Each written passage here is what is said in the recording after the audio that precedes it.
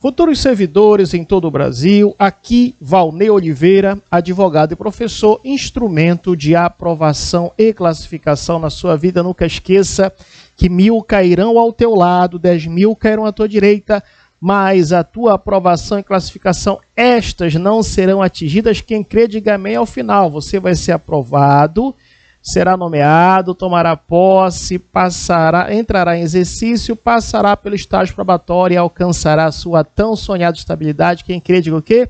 Amém. Olha só, vamos aqui iniciar um mini curso sobre a Lei 5.810 de 94. Ficando bem claro que aqui eu não vou trabalhar toda a legislação. Aqui estarei trabalhando os principais tópicos, os principais temas que eu acredito que são importantes, são relevantes, as chamadas questões sonhadas para a sua prova. Tá? É importante que você tenha a Lei 5.810 de 94 atualizada aí do seu lado. Se você está com esse material, você comprou ou em videoaula, quem está me ensinando em videoaula, ou em podcast. Para quem quiser também pode adquirir os dois, claro, vai pagar um valor diferenciado, mas pode adquirir tanto a videoaula quanto o podcast, tá? Alguns preferem o podcast, outros preferem a videoaula, outros preferem os dois, não tem problema. Qualquer dúvida é só chamar aí nas minhas redes sociais, ou no meu Instagram, ou no meu WhatsApp, 919-8230-9873, e aí estarei passando, né, como você pode adquirir, você que está com podcast, que é a videoaula, ou vice-versa, está com a videoaula, está com podcast, e assim por diante. Daqui a de 15 a 15 minutos eu vou dando uma parada aqui, nosso podcast é de 15 a 15 minutos, tá? Mas a videoaula vai continuando. Então vamos aqui para a lei. A lei o quê? Lei número 5.810 de 94 é o foco do nosso minicurso, a Lei 5.810 de 94, que trata do quê? Que trata do RJU, o chamado Regime Jurídico Único dos Servidores Públicos Civis do Estado do Pará. Primeira coisa que eu quero que você entenda no tópico que eu vou chamar aqui didaticamente tópico 1, o que é a quem se aplica essa lei. É muito importante você saber a quem se aplica esta lei, tá? Para você não perder o foco aí, de repente o examinador, ele vai puxar uma questão exigindo conhecimento justamente a quem se aplica essa lei. Será que se aplica a todos os servidores do Estado do Pará? Tanto os civis quanto os militares? Errado. Errado. Coloque questão sonhada no artigo 1º. Olha só, no artigo 1º já trazemos aí a primeira peculiaridade. Qual é, professor? Justamente a quem se aplica esta lei. E olha o macete para você nunca mais esquecer. Faça a leitura aí do artigo 1º e também do parágrafo único do artigo 1º, tá? Vou trazer um macete para você nunca mais esquecer. Qual é, professor? Essa lei se aplica, olha o macete, ao AAF, olha só, hein? Se aplica ao AAF e se aplica também aos servidores do quê? Aos servidores do TJMEL. Professor, por favor, o que é esse AAF e o que é esse TJMEL? Pode verificar, está no artigo 1º e no parágrafo único do artigo 1º. O que significa, professor, o AAF? O que significa o AAF? Significa que esta lei se aplica à administração direta, olha só, a administração direta, tá? A que mais, professor? Esta lei se aplica também às autarquias, essa lei se aplica também às autarquias, e esta Lei 5.810 de 94, que é o Regime Jurídico Único dos Servidores Públicos Civis do Estado do Pará, se aplica também às fundações públicas. Opa! Já sabemos a quem se aplica essa lei no macete do AAF, Administração Direta, Autarquias e Fundações Públicas. Perfeito! E o que significa dizer que se aplica aos servidores do TJMEL? O que é TJMEL? Uma vez o aluno fez um concurso, aluno meu, concurso do TJ, e no final da prova perguntei para ele: meu aluno, como é que foi sua prova? Ele começou a cantar: tem sabor de mel, minha prova do TJ tem sabor de mel. E aí no macete do sabor de mel nós chegamos à conclusão de quem se aplica aos servidores que se aplica a Lei 5.810/94. Olha só, anote aí: tribunais de contas, tá? Perceba que a lei fala tribunais de contas no plural. Olha só, hein? A lei fala tribunais de contas no plural, ou seja, a lei fala que se aplica a 2 tribunais de contas. Qual, professor? Tribunal de Contas do Estado, TCE, e Tribunal de Contas dos Municípios, TCMs. Vou até colocar aqui, hein? Olha só, Tribunais de Contas. Então, os Tribunais de Contas do Estado, o chamado TCE, e também se aplica ao Tribunal de Contas dos Municípios, chamado TCMs ou TC dos M's, tá? Então, última vez, essa lei se aplica aos Tribunais de Contas, aplica-se também a quem, professor? Aos servidores do Poder Judiciário, anote aí, do Poder Judiciário, tá? Se aplica também aos servidores do Ministério Público, olha só, servidores do Ministério Público, se aplica também aos servidores do Poder Executivo e se aplica também aos servidores do Poder Legislativo, por isso o macete do TJMEL, tá bom? Então, já sabemos o número da lei, já sabemos como tópico 1 a quem se aplica essa lei, tá? E lembrando, logicamente, dentro do estado do Pará. Vamos agora para os conceitos básicos. Vamos trazer aqui o tópico 2 como conceitos básicos. Vou apagando aqui esse tópico 1. Bata um print da tela aí para você depois estudar com calma, né? Analisar com calma. Vamos agora para o tópico 2. O tópico 2, vamos trazer o que no tópico 2? Conceitos básicos. Olha só, tópico 2, vamos trabalhar dos conceitos básicos. Professor, é possível cair conceitos? Sim, com certeza. O examinador pode pedir o conceito ali de servidor, o examinador pode pedir o conceito de cargo público, o examinador pode pedir o conceito ali de categorias funcionais, grupo ocupacional. Então vamos ficar atentos, até porque são poucos conceitos, tá? Então anote aí como tópico 2, o que, professor?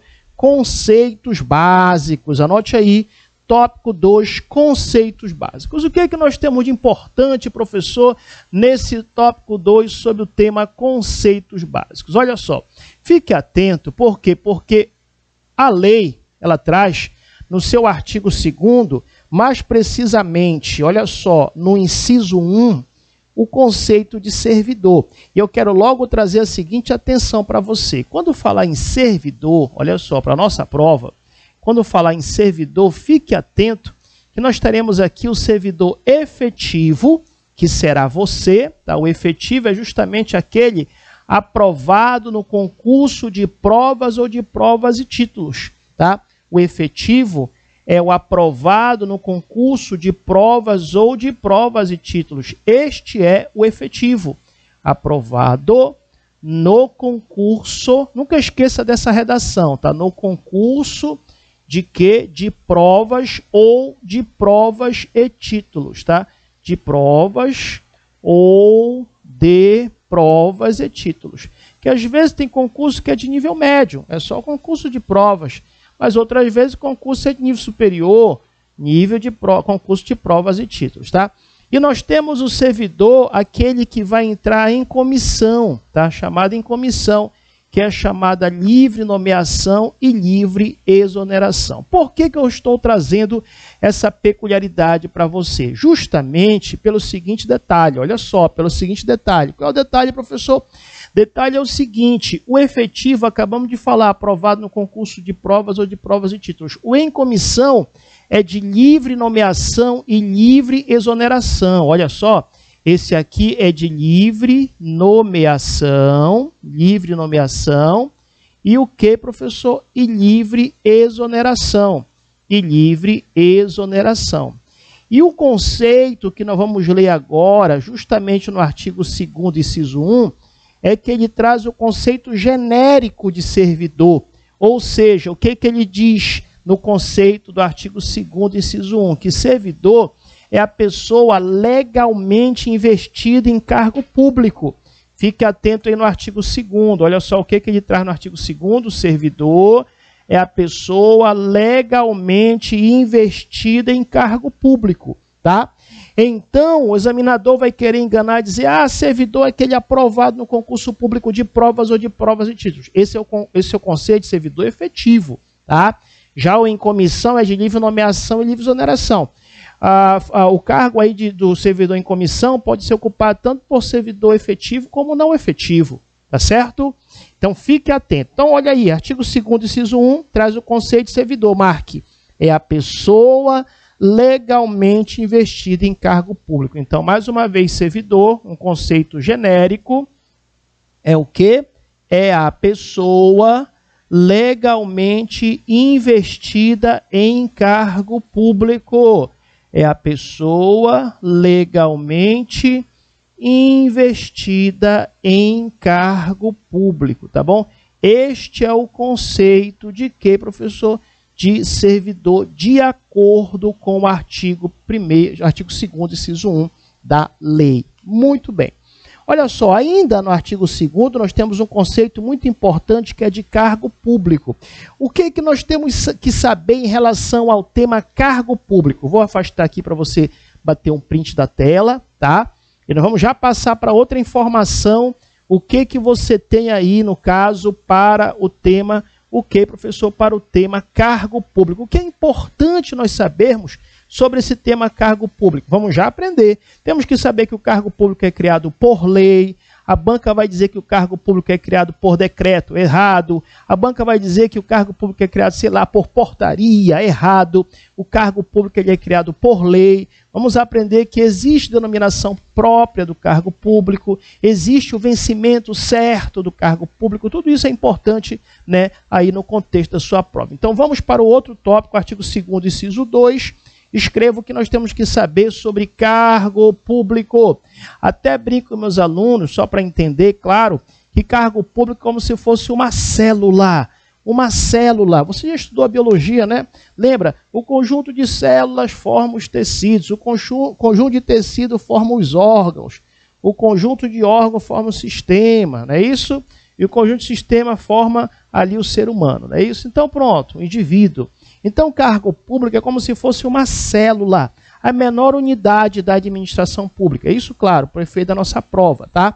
Então, o que nós temos que entender sobre cargo público? Algumas situações peculiares e importantes. Quais, professor?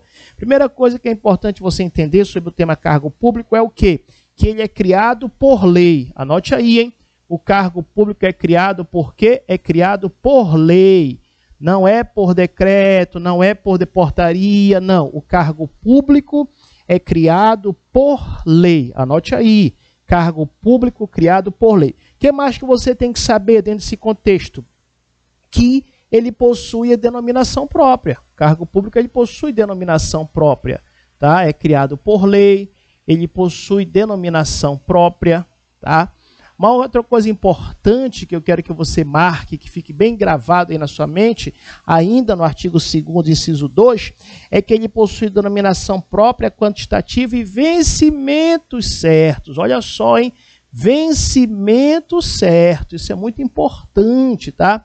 Por quê? Porque nós sabemos, e ao longo do curso aqui, do minicurso, a gente vai comentar mais uma vez, mas fique bem claro para vocês, que vencimento é diferente de remuneração, tá? Vencimento é diferente de remuneração, que também é diferente de proventos, tá? Vencimento é diferente de remuneração, que também é diferente de proventos. Professor, qual é a diferença básica de vencimento, remuneração e proventos? É simples. O vencimento, nós acabamos de ver, está na lei, está preconizado na lei o vencimento, está preconizado na lei, tá? Já a remuneração, olha só, já a remuneração, ela está onde? A remuneração, na verdade, é o vencimento, olha só, é o vencimento, mais outras vantagens de caráter permanente, tá? Mais outras vantagens de caráter permanente, tá?